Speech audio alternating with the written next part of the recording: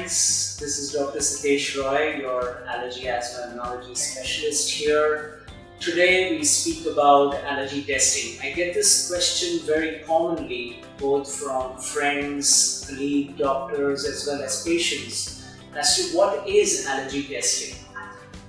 There are a variety of different allergy tests that can be done by an allergy specialist. These include the most common one is allergy skin testing, in which there are tests that can be done by a scratch or a prick method, both of which are sensitive and accurate. The allergy prick skin testing is considered the gold standard these days.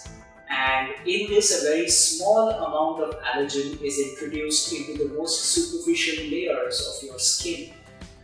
There is usually no bleeding and it does not penetrate deep, hence it's called an epicutaneous test. And in this test, if a person has an allergic reaction, then they develop redness and swelling, which is called a hive, at the site that the test is placed. There are also positive and negative control tests which are placed in order to make sure that the test has been conducted accurately.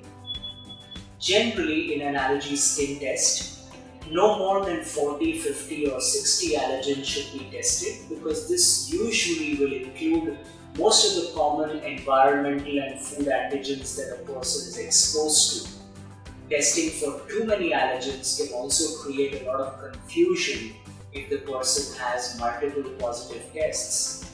The other way to allergy test is through blood, and in this a small amount of blood is taken and a specific IgE antibody is detected in the blood towards different food or environmental allergens. The blood test tends to be more expensive than the allergy skin test, and worldwide the allergy skin test conducted by an allergy specialist is considered the gold standard for allergy testing. There is also something called patch testing that is done in order to test for contact allergens such as cosmetics or nickel or rubber or some other substances. There is also a form of testing in which intradermally, so actually getting injected into the superficial layers of the skin, an antigen is introduced and again a reaction is noticed within 15 to 20 minutes. Besides these, there are other types of allergy tests where challenges can be done to a variety of foods or drugs or environmental allergens. But typical allergy testing involves either the skin prick testing or scratch testing, and the intradermal testing and the patch testing, and then on blood through the specific IgE test.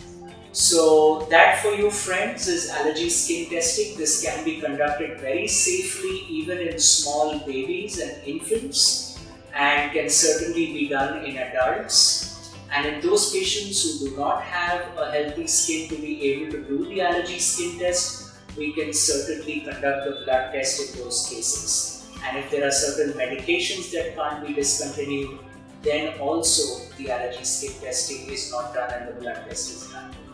Thank you very much friends. We will keep presenting interesting topics related to allergy for you here.